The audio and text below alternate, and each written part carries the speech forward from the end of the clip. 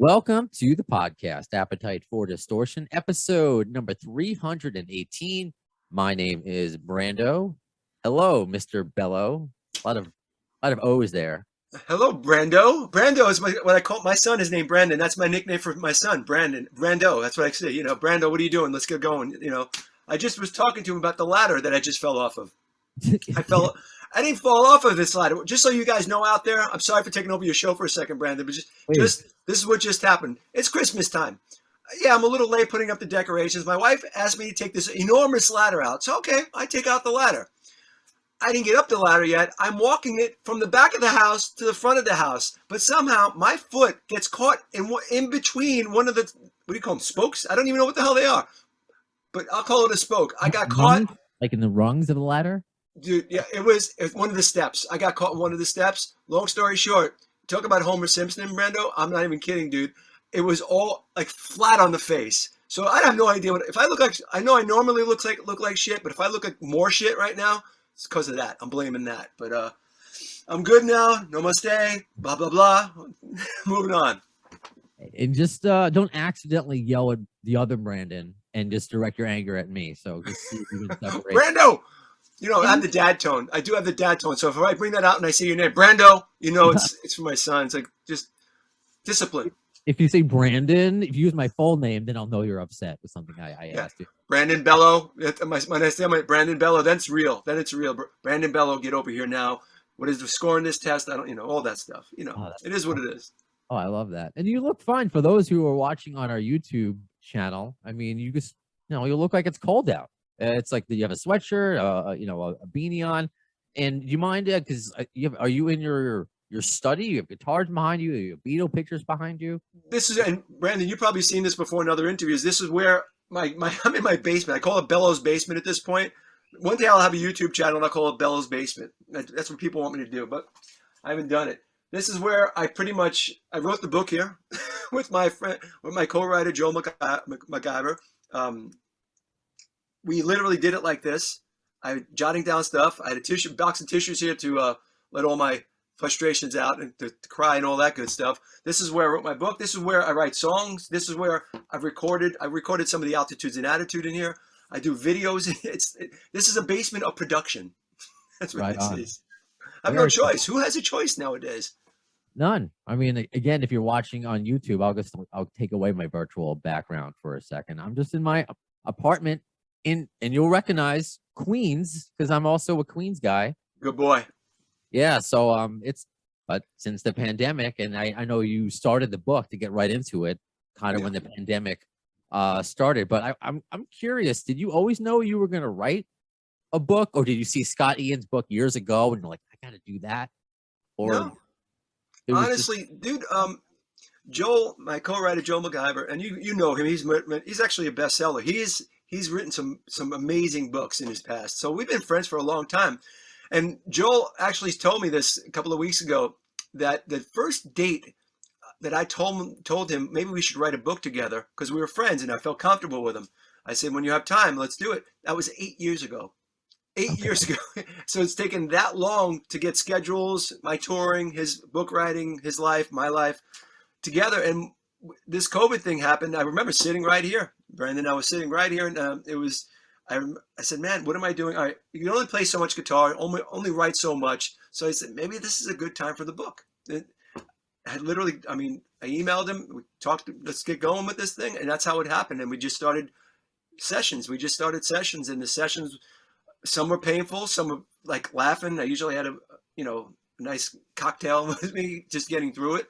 But it was cathartic, and I'm glad I did it. At first, I wasn't glad. I wasn't so glad because I was really worried when I first came out with the book of how much I exposed of myself, to be honest with you, Brandon, because if you read the book, it's all out there, dude. There's no, people who know me know that I can't lie. There's no lying involved here, no exaggerating.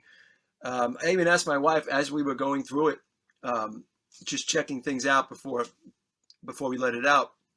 I said, is this too much? Am I letting too much of my personal life? The horror, my brother's murder, all that stuff, the terrible times that were in my life, the poverty, all that stuff. And what she said, which really sold me on, it was like, this will probably help somebody out there. Yeah. that's gone through similar times, Yeah. somebody who's dealt with loss, somebody who's dealt with poverty and still dealing with that. And I have to say this to you, Brandon. I'm getting so many amazing. If you read through my comments, the people who are telling me how they're being affected by this book in a really positive way, that makes everything worthwhile. More than I ever could have expected, to be honest with you. It makes me feel not only humbled, but it makes me feel fulfilled that by stripping down my self and getting it all out and just and kind of not being afraid to do it in hopes that it would help somebody. These comments that I'm getting from people that the loss they're going through and the times they're going through, they're really connecting with it. And Brandon, I'm telling you, dude, for me, that it doesn't matter how many books you sell. If you help one person, really, in this time in our life right now, dude, everybody's going through a really tough time right now. It's very fulfilling, and at least there's something I can say, man. At least the one person, and I'm finding out it's a lot more than one person is being helped by this. So it really is beneficial for me to have a book like this out. So, and for people I'm finding, which is awesome. And I absolutely concur with that. I wish, you might laugh at that. When I was younger, you might laugh because I'm younger than you. I wish people were more forthright with the struggles they went through, because I thought I was different with some of the traumas that I went through or some of the addictions. And you don't talk about therapy, but I know you've done 1,000 interviews. Because last time, and we'll get into more, but when we were talking about altitudes and attitude, and I remember in that interview you were talking about your lyrics and just how heartfelt they are, and that's why it's nice that you're taking your lyrics into a book. You're putting it just like that. So good point. Was that difficult, I guess, but before it gets lost, because this is not your typical rock and roll memoir, just from the title, fathers, brothers, and sons. Excuse me. I'm getting verklempt already. I need tissues already. Fathers, brothers, and sons surviving anguish, abandonment, and anthrax. So it's just, you're in for a lot. And I don't pretend to not. The one thing there's a lot of great rock and roll books out there. And look, and I have to say, there's a lot of great rock and roll stories in this book from my history. So if they're looking for those great rock and roll stories, from my Pantera days, there's a lot of great stories. There's Metallica days. There's, all these Kiss days. I mean, me growing up, meeting Kiss in New York City, people are finding great joy out of that. Because I grew up in New York, and when I was 14, 15 years old, I used to go with my friend Tom down to the city, and we knew where their Kiss's management was. This is 77, 78. So this was a great time where our heroes were going to be. And so we used to be these diehard Kiss fans cutting out of school, going down there. There's great detail in these stories in the book. So there's a lot of fun stories in the book of rock and roll lifestyle, and then touring, the bands we've toured with. So there is that. But I thought it was important to really see where I came from. And because it's not so easy. You unveil it. It's not so easy to wherever I am in this life. And I've had some success, and I'm very grateful for that. But this is what it comes with. This is where it comes from. It's from that. And this is why I never say never. And I don't take anything for granted. I know how lucky I am being in a band that's successful and being a songwriter and being able to make a living at music. I don't take anything for granted from where I came from, because that never lets me forget. And I think that's an important lesson. This kind of book it's like a lesson for my son also. It's like, here, Brandon, this is how your father did it. Never say you should have. Always go for it. It's really important. And when you get knocked down, brush yourself off and move on, dude. And there's a big full circle, because you mentioned how you're a big Kiss fan and growing up a Kiss fan in New York, and you got Gene Simmons to do the forward. What made him the right guy? Because obviously you work with so many different people, and is it just kind of fulfilling that childhood fantasy? Why Gene? Great question. And I'll tell you right off the bat, people who know Anthrax, people who know me, they know how diehard of Kiss fans we really are. I mean, we grew up with them. That when I saw Kiss on stage, I said, yes, that is my goal. That's what I want to do. I want to be on a stage doing that, or something like that. So that was my drive right there, because growing up again, the story is from the book. My dad took off when I was 10. So we were abandoned, 5 kids. I needed heroes, looking for heroes. I took these on. My heroes were musicians in these bands, Kiss specifically, because that made me feel good. That kind of took away the pain. It took away the emptiness and that hollow feeling, that pain that I had inside. It kind of crushed it. It really crushed it because that made me feel better. So every time I saw Kiss, I said, yes, that's what it gave me a goal. It gave me direction, and it made me strive for something. And I could only hope that kids of today that are going through the same kind of stuff that I went through, have something like that in their lives, so they can have a goal and focus of what they want to achieve in their life. Because it was very fulfilling for me when I got a chance to do it and go for it. It gave me drive.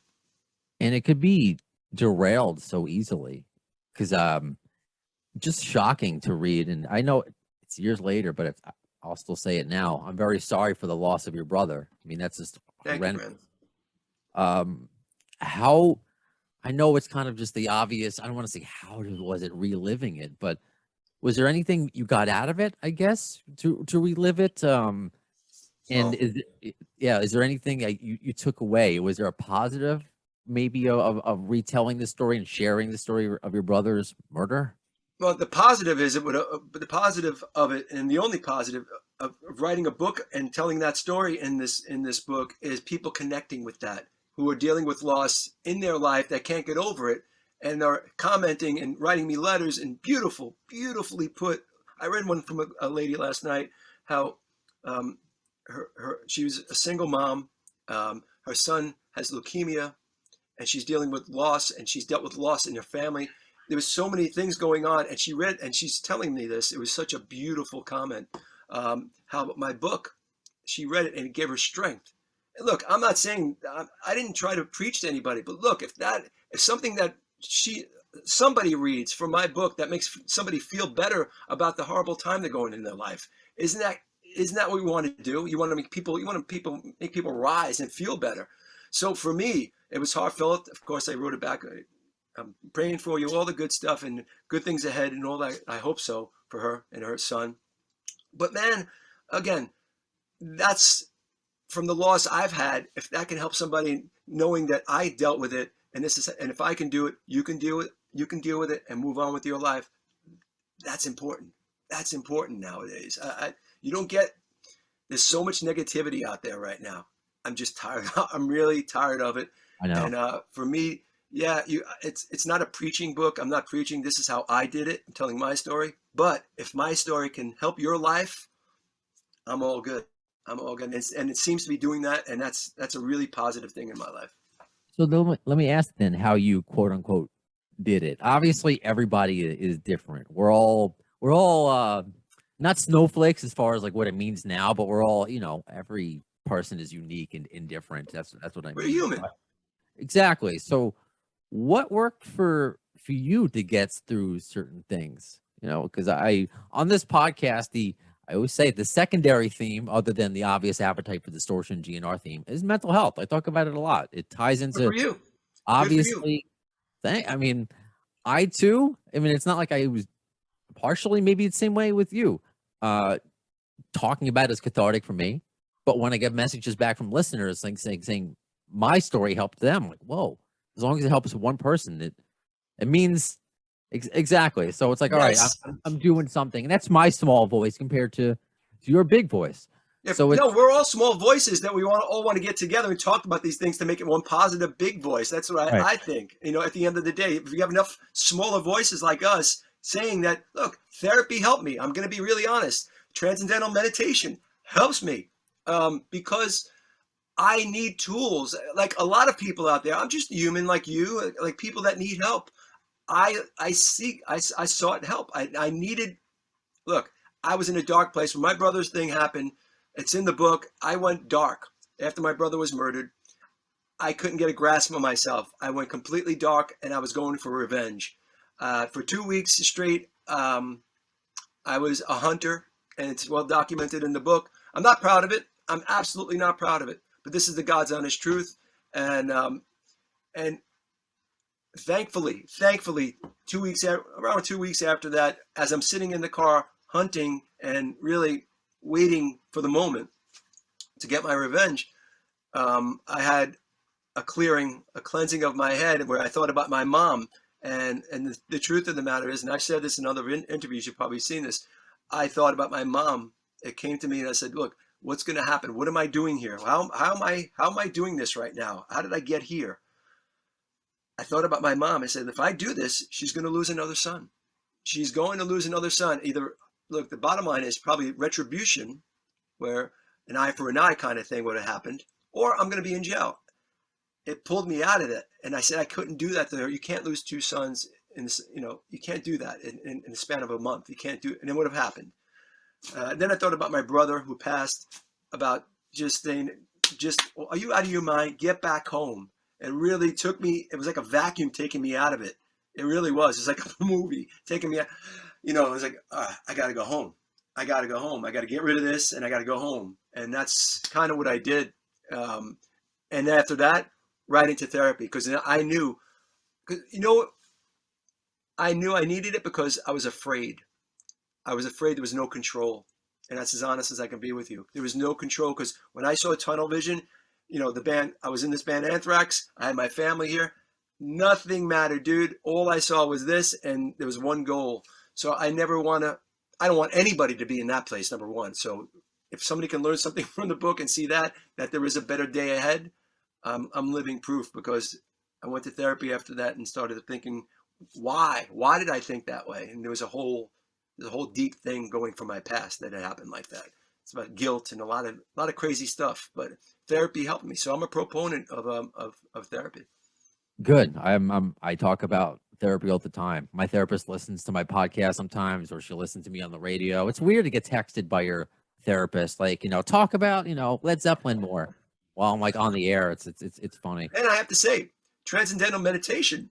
And I was never a meditation guy. I'm a yoga guy now because my physicality demands that, because I'm in my 50s being on stage and I have to do that. But I learned this transcendental meditation and I practice it, probably not as much as I should, but I do it more often than I don't. But it does help. It does help. I'm going to go deeper into it. I promise myself that's one of the things, because it helps me. It actually gets my head level. There's different ways for people to move on and just deal with day-to-day life, especially in these times. So, I'm just trying to find ways, to get to tomorrow, really. And it's in such a crazy way. And this is me being as honest as you. When I reading up on your story and reading about your brother, and I'm the oldest of four. I have three younger brothers, and I have anger issues. And I'm like, if I was Frank, and if that happened to me, I would kill it.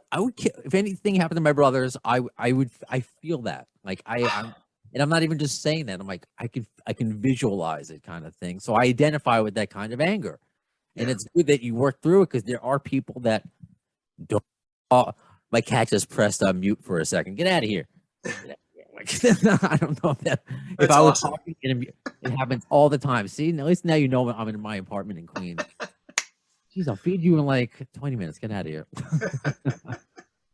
But it's just the awareness, I think, is really important, because there are sad stories that they have your kind of a similar story to yours, and they turned out really bad. They turned out really sad. And like, you're right, your mom would have lost another brother, and they wouldn't have brought your brother back. I mean, what really would have been Absolutely. done? And nothing good could have came of it except that moment in time for the revenge thing. And because you act on impulse. It was completely impulsive, and you can't act on what I've learned. You can't act on impulse because it gets you nowhere. It really is. It's not going to get you to where you want to go. At the end of the day, after lots of thousands of dollars of therapy and all that stuff, you learn this. But again, I'll go into therapy again. I'm by no means, obviously, I'm not healed. I'm just you take breaks is what you do, and you dig back in to your head and say, why am I thinking this way, or why am I thinking that way? And for me, it just gives me a tool. It gives me a tool to be a better parent. I have a 15-year-old son, as you know. So I very much don't want to bring my luggage from my life onto my son. I want him to have a happy, healthy life. And it's really important to me to keep my head in check. So if I feel like, and look, believe me, I still have anger issues that I deal with as you do every day. And but I do know some tools now. I do have some tools that I can go to. Sometimes they work, sometimes they don't. I try to make it more working than not. But I'm human. It's so fascinating, the parallels right now. Obviously, the name Brandon and Brandon is two, your son and me. Queens, New York, same. And I'm also, maybe you can give me some advice. And in addition to, because it's a question I got submitted from somebody you used to know. I'm sounding like Gautier. So I am currently working on the autobiography of Doug Goldstein. Oh, sure. How's Doug doing? He's doing well. He's Please doing say well. hello for me. I'm like, oh, I haven't seen him in years. Wow, dude. I will say hello. So this, I guess during the pandemic, just like you, Yeah. I've been helping him with his autobiography.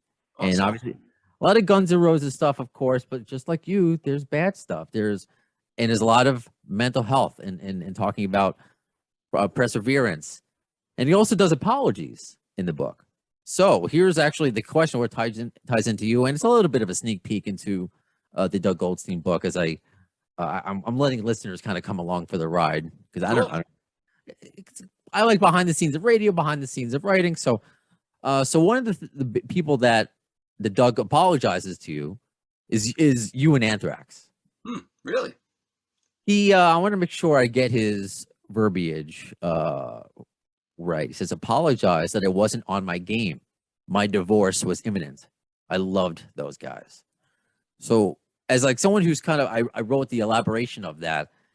He's just like, after Guns N' Roses or around that time, he was going through a divorce, and he was a lot of acts that he's like, I should have been there. I didn't do for them what I should have done. And he felt that way with Anthrax, with you guys. And he's like, they were amazing people, smart people. You'll read about it in his words at some point. That's very nice of him to say. And there's no hard feelings here. Doug's a great dude. Look, you live your life, right? And you have days. You have times, these little portions of your life. Divorce is a tough thing, man, obviously. So look, this is part of life. That was a time in life. He'll move on as he has, but I think it's important for him to talk about. I think that is really important for him to talk about and get cathartically and get it out of him. I think that's important. So look, I think Doug's a great dude. I wish him the best of luck with the book. And he said, I want to read that book. He's got a lot of good history there. So that's an interesting book to read. Yeah, I don't have quite the background of your co-writer who's written all these. The one book because I'm a radio guy. I have like a self-published book about a Cape Cod family, which is so random. It's a whole random. Wow. The whole story onto itself. So this is new to me. It's not even like I have jobs, so I'm doing my best to to make it as good as yours. You got to start somewhere. The way I look at it, you start somewhere, right? Everybody has to start. This is my first book, right? It's my first book. I don't know if there's going to be another one, but even believe me, dude, even with a great co-writer like Joe McIver, I was still worried because it's me. You put your name out there. You know what I mean? So I think you just be. My whole thing for that is just be honest. Just be honest, and that's all I can do. And I told Joe that's all I want to do. The first day we talked about doing this, I said, look, I want to make it like we're sitting at a bar. We're sitting at a bar, we're having a pint or a cup of coffee, and I'm just talking, just two people talking. So I want to talk to the reader like we're in a bar and just talking to you. I think that's really important not to lose that one-on-one kind of vibe, I agree with that as well. All right. So basically everything you're saying is making me feel better about my project that's going on. Yeah, I don't think it'll take me 9 years. I don't think I'm gonna. No, it shouldn't. It shouldn't. But I'm also not in a rock band. Let's transition to not the main rock band, but I have another virtual background. Let's see. I have to get a virtual background for me, right? I have to learn how to do that. My technically challenged brain has to get into this. I just learned. I fake it until I make it. I'm a professional, yeah, but it looks good though. It looks good. The background looks good. That's all Zoom. So wow. Yeah, this is maybe I should cover my own self in this picture. That's great. It actually fits in really I well. know, right? I'm covering myself. So this was pre-COVID. This is really funny if you see this on Zoom. So this was pre-COVID. That's why you're touching my Pre-COVID, no shoulder. masks.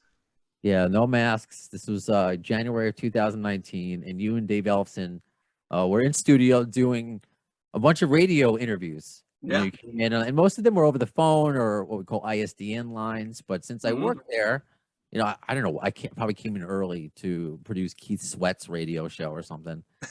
And they asked, you know, sometimes I'm allowed to get on these tours as well. So I had my 10 minutes with you guys, and it was great. You both were super nice.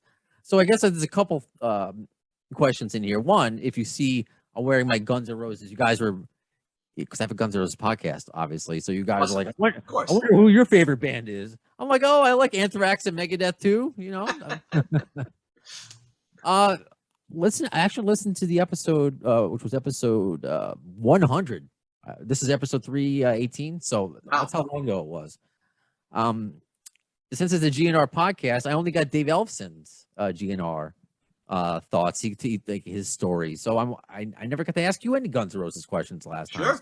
Speaking of Doug Goldstein, so do you have any fun GNR stories? Meeting? Are you friends with any of the guys? Slash. I mean, we don't see each other all the time and all that stuff. But I mean, Slash brought A&A out on tour in Europe. I don't know if you guys know that. Do you know that? Yes, I think that was an amazing thing. That Slash. I mean, that's how great of a dude he is. I think David asked them. I said, "Dude, if you have any dates open," well, we have these dates open. So we brought Altitudes and Attitude over to Europe. It was so much fun. I think we did about, I don't know, a couple of weeks, something like that. It was so much fun. Great big shows. Slash is great. Miles, all those guys, Todd, they're all great dudes in that band, Slash's band. Guns N' Roses, Duff. Duff is an underrated bass player. And I'll tell you right now, because I think Duff is one of the better bass players around. If you hear his pick style, listen to those Guns N' Roses songs, man. He's got a lot of things, and the sound cuts through really well. He's always had that cool vibe going with the pick. So I've always appreciated. It's just a great band. That's, you know, and Axl obviously is a star. So, what did you think about when they, you know, arrived on the scene at that time? Because you come from a Kiss background, but you're playing, you know, hardcore, you know, thrash metal. You the innovators of that. What did you think of GNR? Because I went around a lot. Because you obviously didn't like hair metal, but they were different. So I guess what was your perspective? Raw, street rawness. And, you know, in New York, what was the show? You'll know this more. The place they played, was it Irving Plaza? The famous show? Or like the famous show. The MTV Ritz show? I'm wondering if that's what you're thinking. It was before they broke. I was at that show, and I remember going backstage. It was crowded backstage. I think it was Irving Plaza. I'm pretty sure it was Irving. It was a small place. And it was on. They were on fire. They were on fire. It just went. It blew the roof off. It was just insane. It was incredible. And I went back and said hello to the guys. They've come to our show. Slash has been in Duff. They've been in our shows. They're great dudes. They're just great people. Like, so, you know, they've been to the mountain and back, and they are still the same people, which is great. Do you remember the first time? And sorry, just generic question. Like the first time you heard Appetite. Do you remember like where you were? I remember I think I was on. God, what year was that? What was the actual year? 87. I mean, it was out for like a year. I think it was on a tour. I think we were on a tour bus. And the first time I heard "Welcome to the Jungle," I said, "That's fucking ripping," because it was just raw. And when I hear Guns N' Roses, all I think is just raw, and just the guitars and vocal marry, and it explodes. And that really, it was so good for rock and roll and metal in general. It just brought it to another level. It was that timing. Everything was right. It was just an awesome time in our lives.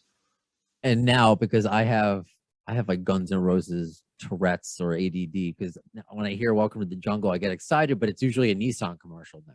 I don't know if you've seen. I think it was Nissan, one of those cars, Nissan or Mitsubishi or whatever. It is. I just saw that they keep it lower. Did you notice that they keep the song almost? They should push the song up. People identify with the song more than about the car. Let's face it, dude.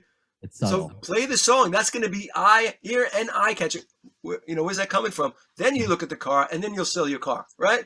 It makes total sense to me. play the song louder, dude. All right, you got to be more a money man. You're in your next career phase, I That's guess. where the money is, dude. Hey, look, quite a few records have been sold for that song alone, right? Oh, absolutely, absolutely. But to bring it back to this picture, which I'm amazingly standing perfectly in between. Is there anything gonna be going on with altitudes and attitude? Because it's. I'll just say this: it's none of my business what happened with Dave Ellefson. That's Mm. how I feel, and it's like a lot of like the clickbait stuff that goes on. I just like I don't need to know this. I just want to know about Right. the music. It's not like he killed somebody. It's not. So I don't know if he's not with Megadeth anymore. I guess I want to know the situation. Because you guys were great together. Well, Dave's my friend. I've always said that Dave's my friend. Everybody makes mistakes in this life. Everybody's human. Look, I never say never to anything about a future project with Altitudes and Attitude. Or right now, I'm writing solo stuff for myself that is kind of like the continuation of Altitudes and Attitude, but it'll just be kind of like my thing. But my door is always open to an Altitudes and Attitude thing. Yeah, absolutely. And I don't think for me, Dave is my friend, and he'll always be my friend. But again, everybody's human, and people make mistakes. I mean, that's life now. You just life is. I can't cancel somebody out. People make mistakes. Look, and that's the way it is. And then you move on from that mistake, right? And life carries on after that. Yes, it does. Yes, it does. I wouldn't lose a friend over that.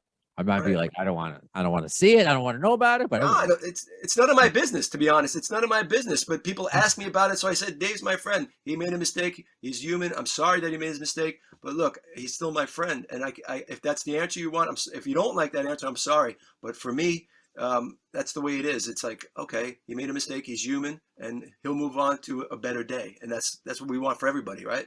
Sure. Who wouldn't like that answer? I mean, that's the right answer, I think. I mean, your book is. You talk about again the good, the bad, the facts of life. Sorry, I'm going off on a. I'm losing it. I've been awake since 3 a.m. 3 this morning because I did the morning show, so I'm hitting like the wall. But I got excited again to talk to you. You're helping me. Oh, no worries, bro.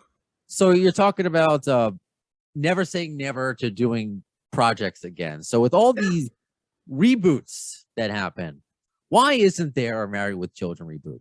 And if there was, would Anthrax take part in it? In a second, because obviously that is still one of their most successful. I don't know why, but that they chose that show that we did, My Dinner with Anthrax, is one of them. I still get a $1.37 check every now and then, from that show. But yeah, dude, that was one of the highlights of the Anthrax career. If you look back, very special time, just of them actually writing a script for us, flying us out to LA, doing the show, being the best people that you could possibly work with, to bring this rock band into let's face it, into their set, into their lives, their work set, and really ease us into it. They were very kind to us, helping us. No, hey, the blocking, all the lines and stuff, like the writers were great, man. The writers kept coming up with better lines, even between the shows. If they wanted it to be the top of the top, and they kept giving us, like, I know they changed my lines between the shows. We did 2 shows. We rehearsed all week. So you get your lines in your head, right? I say, okay, we're all good. I'm good. We do the first show. And then if they didn't like the way the audience reacted to one of those lines, or a couple of those, turns out a couple of my lines, they changed it from the second show. And they were right, because they changed these lines. I remember when Marcy was feeling me up, whatever that was, that she was frisking me. She was frisking me, and they changed the line to be a funnier line, and it was, dude. It just was. So the writers prevailed on that. It was just a great. And then the time after that, right after the show, we go to the restaurant next door. Ed O'Neill, he introduces us to Clint Eastwood, and it was just one of those crazy Hollywood moments that you never thought in a metal band you would be in. That was the night. That was incredible. So that sticks up there. There's been a couple of highlights with Anthrax. That's absolutely one of them. There's the Big Four stuff going on with the Yankee Stadium. That's another one. So there's some really fond memories that I'm very pleased with, and I'm very grateful for.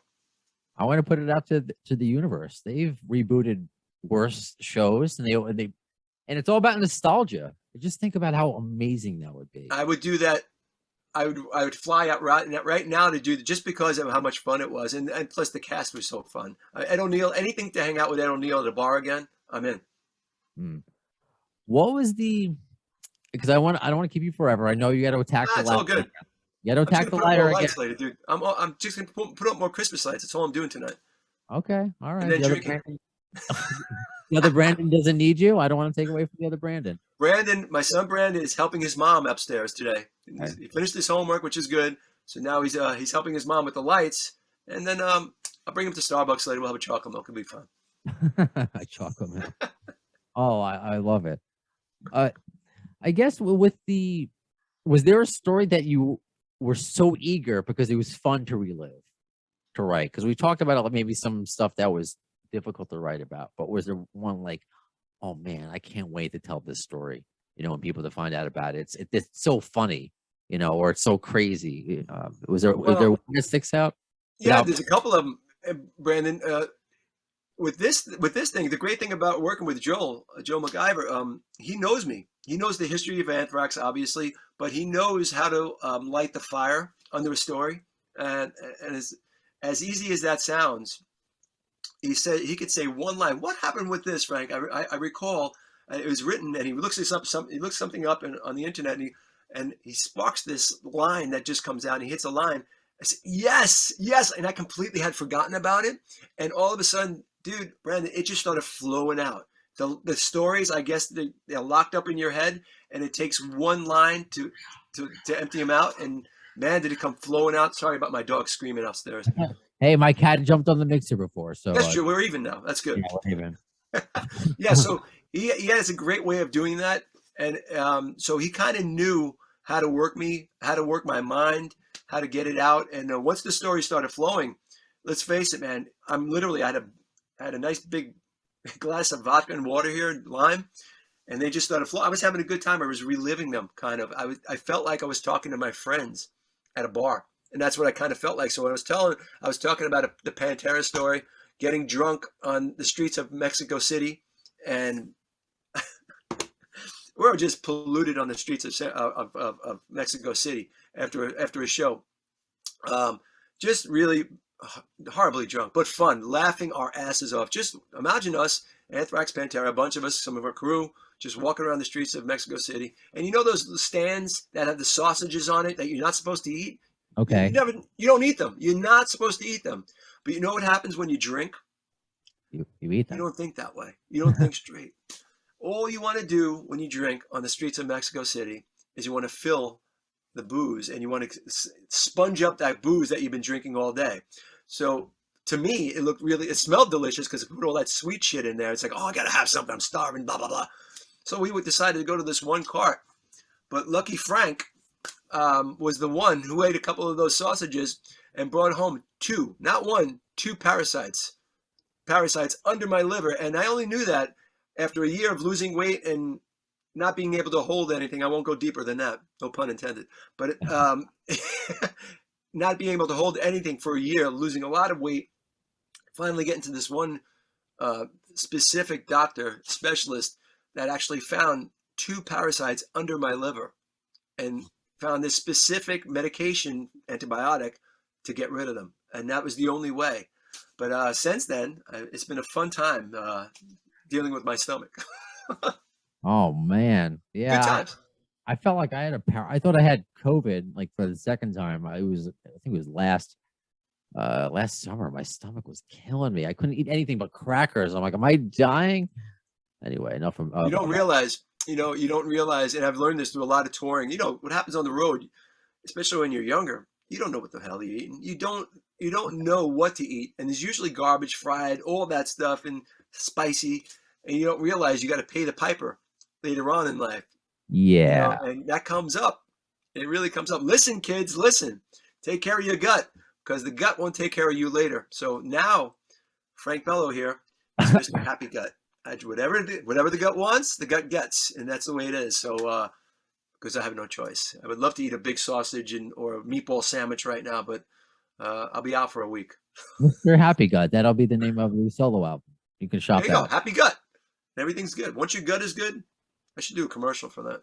So what is can you give a timetable, I guess, on a solo record? And I guess what's also next for Anthrax? Anthrax is writing. That's and as Heidi, our publicist, I promised her because she's going to kill me if I talk about it. She goes, "Don't talk about Anthrax writing." I said, "Look, all I'll say to them, I'll say to people because she wants to have she wants to get it ready and prepare it and all that stuff. I get it. So we are writing. I could tell you that. Very psyched. There will be a record, hopefully, with this world we live in, Brandon, right now. We don't know about next year, right? We Yeah. want a record out next year. We plan to have a record out next year. We plan to tour. We actually have a tour on the books right now for Europe next year, the fall of next year. We hope, and we like to do some more touring before that. But it's up to where we're at with this COVID thing, and hopefully the promoters will make things happen and be confident that things can continue on and life can get back to normal. That we somewhat normal. That's what's going on right now with that. Okay. As far as solo stuff, I would like to put out some. I think I have 3 or 4 songs recorded, maybe an EP, something like that. If people liked Altitudes and Attitude, from the people I've made hear this, they said it sounds like a continuation of a step up from that, which I love. I love hearing that. So I'm pretty psyched about it. Awesome. I'm psyched about it because it was Thanks, good. It's because it was a departure. Sometimes people in a band, they'll do a solo thing and it kind of sounds like the band that they were in. Yeah. And it was different than Anthrax. It was still rocking, but I think we discussed that. It was a difference between thrash metal and rock and roll and hard rock. There's a difference. Yeah. And that's the whole point, and that's the way I write. You could write, you write different stuff. You just hear it, that's an Anthrax part. That's an Anthrax part. You put that to the side, and we wait to write the Anthrax stuff. The Altitudes and that, or Frank Bello stuff. All right, that's more rock and roll, and kind of keep it in that loop. And it really works. It really works for me. But the solo stuff, is it all you, or are you having guest people? I play with a session drummer. With the session drummer. So pretty much everything, bass, guitar, vocals, just the drums. I had a session drummer. He's a great cat from New York City. Awesome. So yeah, and I'm probably going to record a couple more songs. It's up to Megaforce, what the good people at Megaforce Records want to do. Okay, well, you're super busy. I mean, whether it's stuff about Anthrax we can't talk about, your solo stuff, your book. I mean, helping out with young Brandon and the Ladder. I mean, you're just lights. How do you do it? How do you do it, Frank Bello? And just I'm just a guy. Look. All I know is I have a lot of energy. Thank God I have a lot of energy, but you can't stay still, man, because this COVID thing nobody's ever seen this before. When this first came out, man, I was really bummed. I was going to, like a lot of people, going into depression. I just think people should try to stay creative. Everybody out there, even if you don't play an instrument, listen to music, write some stories for yourself, whatever. You read a book, get some ideas, draw.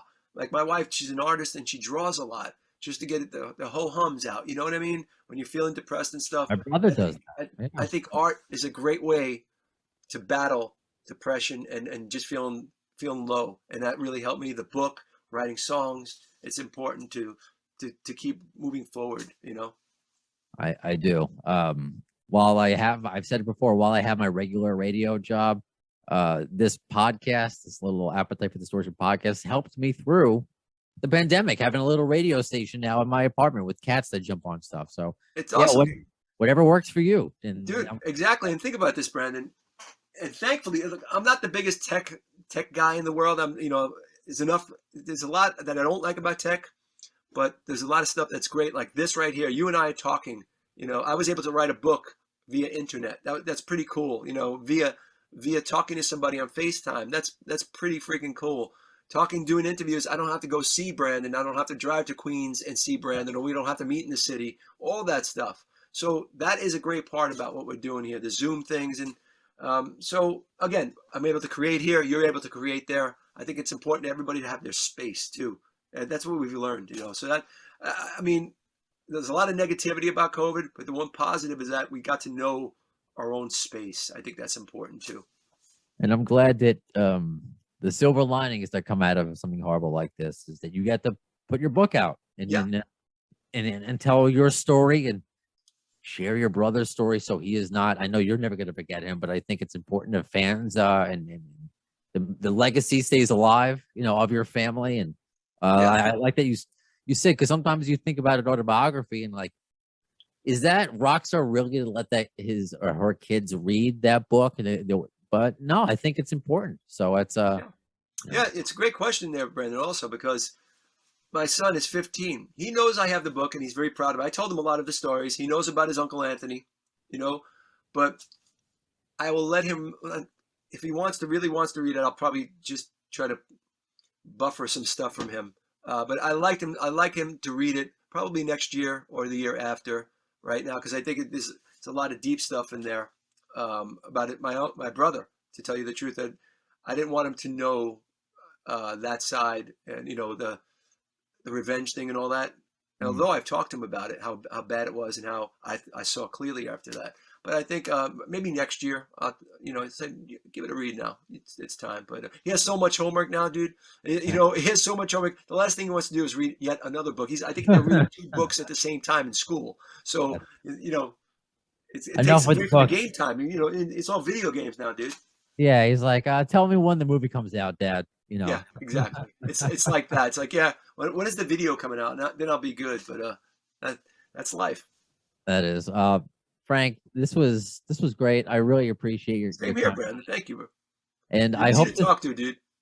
thank you. I appreciate it. It's the New Yorkness. I like to Yeah, think, right over the bridge. You're right over the bridge. I know that. Yeah, are you still where do you in New York? I'm not gonna like come over your I'm in house. I'm in Westchester. So, and in Oh, fact, okay. I'm actually going to the Bronx because I'm gonna film some stuff for my book, from where I grew up and what it Okay, looks like cool. now. So I'm gonna do some posts from that. So I'll probably go to the Bronx this week. I mean, actually, where I grew up. Okay. Whatever days that's not freezing out, I'll try to make it one of the days it's not freezing. We'll see. Well, today was like 60, so get Today out. was today was Christmas light day. That was a promise. So We gotta get back to it. I gotta take down my Hanukkah lights. I think yeah, that it's easy enough. I'm yeah, still taking down Halloween stuff, dude. yeah. We say no more. My Halloween stuff is still up as well. Oh yeah, it's part of life. This was great. I hope to see you on the road sooner rather than later, whether it be solo or with Anthrax or on a Same book. here, Brandon. Thank you. So This was yeah, great, dude. thank you so. Thank you, Frank Bello. Just what a nice guy. Before we started recording, it's just like we had been friends. He just goes into being conversational. And after I just let him go off Zoom to wrap up this episode, I'll be lying. It makes me feel good because he's not the first guest to say this. Say thank you. That was a good interview because it wasn't like an interview. It was just a conversation. And sometimes that can get lost in translation where, it's not typical kind of interview style.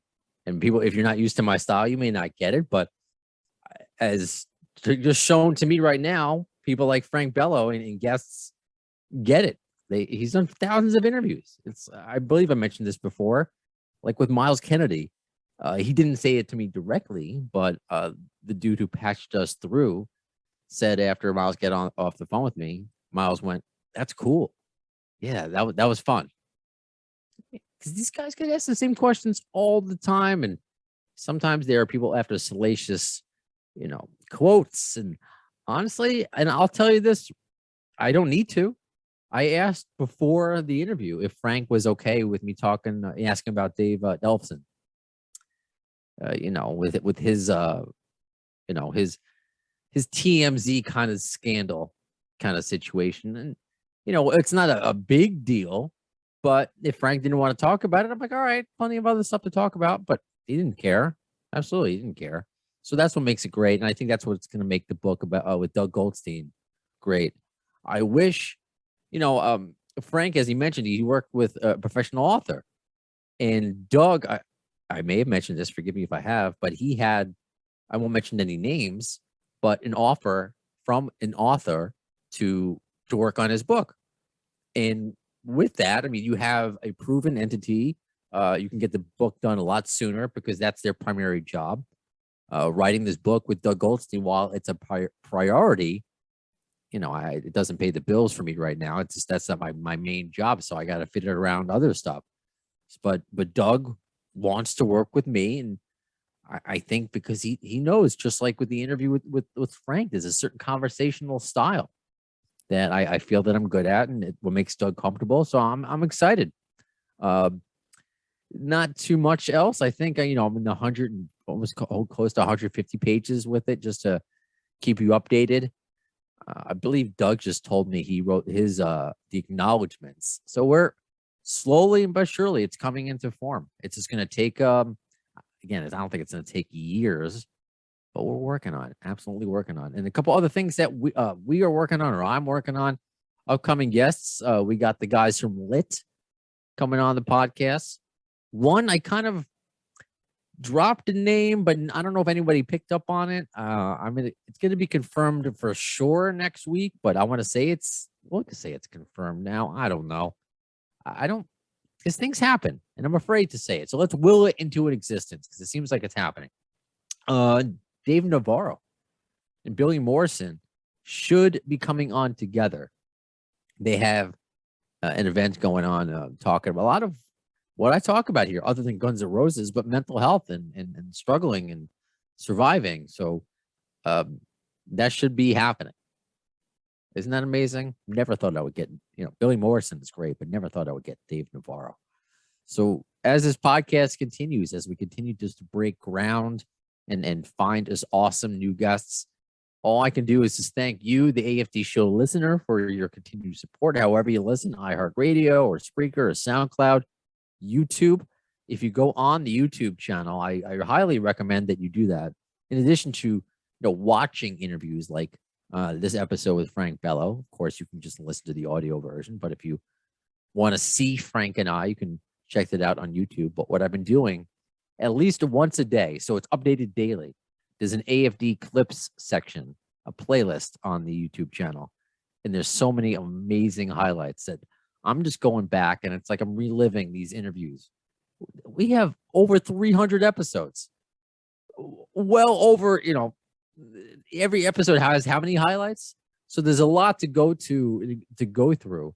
So I just put up there an interview with Dr. Stephen Thaxton, the official chiropractor of Guns N' Roses during Use Your Illusion.